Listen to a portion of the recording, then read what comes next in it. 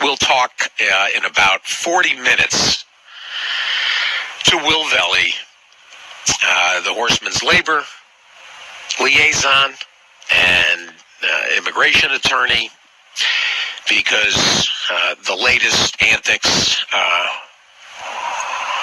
from the Reichstag. H joins us. Will, good morning. Good morning, Steve. It's good to talk to you.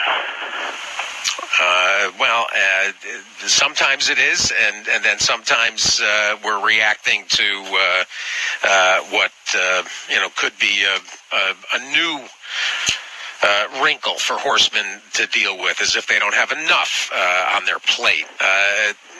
The minute I saw this headline and the H-1 visas were headlined, but I assumed that the H-2Bs would be involved, and sure enough, when I dug around and I found one news account that H-2B is included in this suspension. What does it mean to horsemen and to the visa program that had seemingly been expanded earlier in the year? Well, yeah, and you're right, Steve. I'd much rather be at the fundraiser at Molly Malone's right before the Kentucky Derby talking to you instead of talking to you about this, but here we are.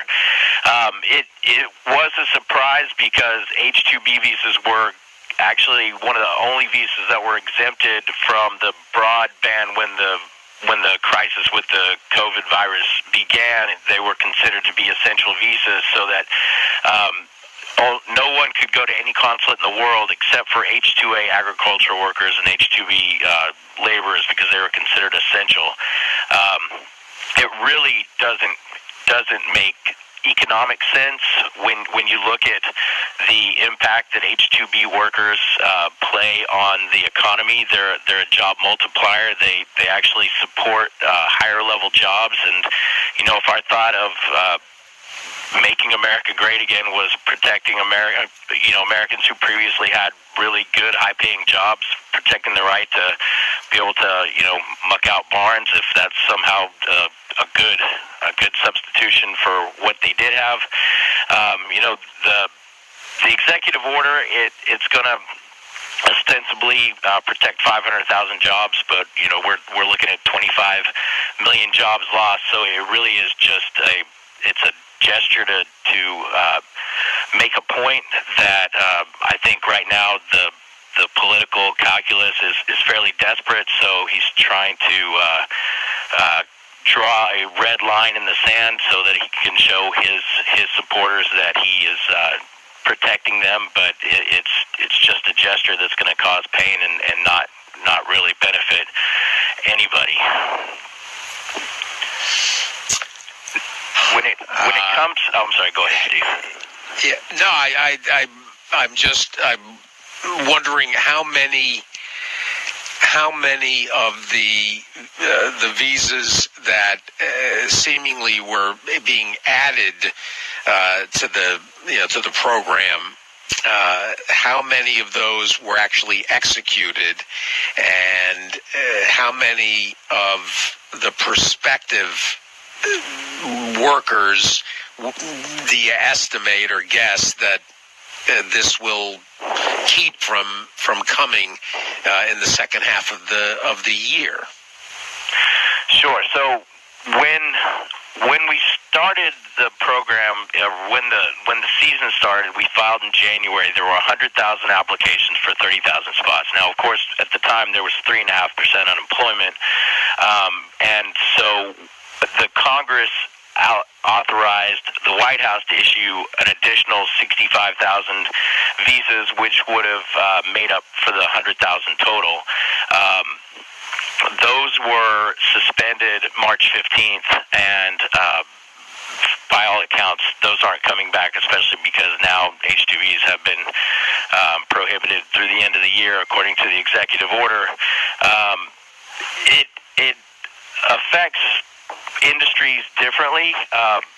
We have, through the hard work of Eric Hamelback and the HBPA and the Horse Council, we have been able to come to a fairly good accommodation with immigration that our horsemen, because we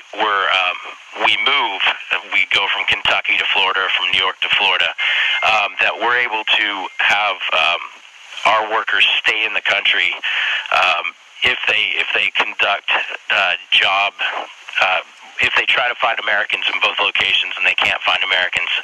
The interesting thing about the proclamation is it only applies to people that are outside the United States. So all of our trainers who have their people that are here in the United States currently on H-2Bs will be able to file to extend their visas come the fall when they move south, when they go to Fairgrounds or they go to Gulfstream or Tampa Bay or Turf Paradise. They'll be able to extend their visas under the regulations or the executive order that was just issued, because it only applies to people that are outside the United States who don't currently have visas. So we're hoping that we dodge some of the fallout that's coming from this, but writ large, for the industry and for the broader economy, this is not going to help. This is actually going to be a detriment to our economic recovery. Immigrants come here to take jobs that need to be filled, that can't be filled by Americans for whatever reason. Usually they're hard work, and so they come here and they do a very important service to helping our economy grow. And this is it's almost like making fun of people wearing masks. It's something that hurts. It's not something that helps. Yeah. I'm guessing as well, and correct me if I'm wrong on this, for the employees that may have gone to had to go back for the the reset, that mechanism, are they now trapped even if they had an existing visa?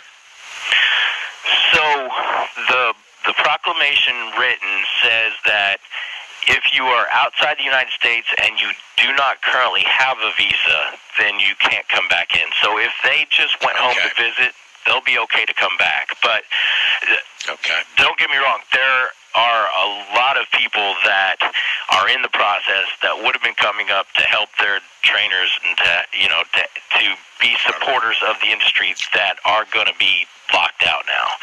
Another provision that is disappointing is that permanent residence has been suspended for all employment-based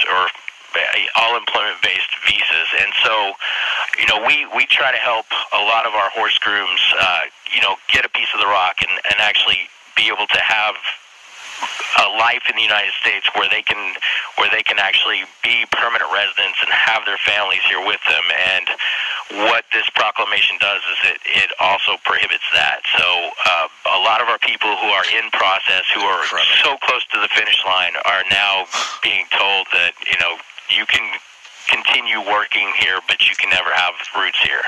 And that's one of the most cynical pieces of this proclamation. Unbelievable. Just pathetic. Well, if you had to say that we have the worst health crisis in 100 years, we have the worst economic dislocation since the 1930s, we have the worst civil and ethnic unrest since 1968. What can we do to fix it? Let's pick on the immigrants. I mean, who would even think that that's the way you fix a problem like this? But that's where we live in this year of 2020. It's just until November. Until November, and then the tide, the tide is already turned. I mean, it's just so offensive. The low hanging fruit of these disgusting people is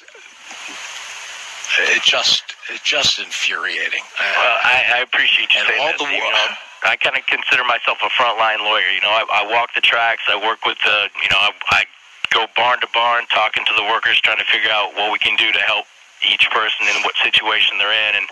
And when you pick on people that are the most vulnerable, it's a real sign of your character, and that's what's happened here. I mean, these folks, all they want to do is come and have a better life for their families, and they want to work. They work harder than anybody I've ever met, and they want to contribute to society. And then to pick on them in a time of crisis, it speaks volumes about who you are.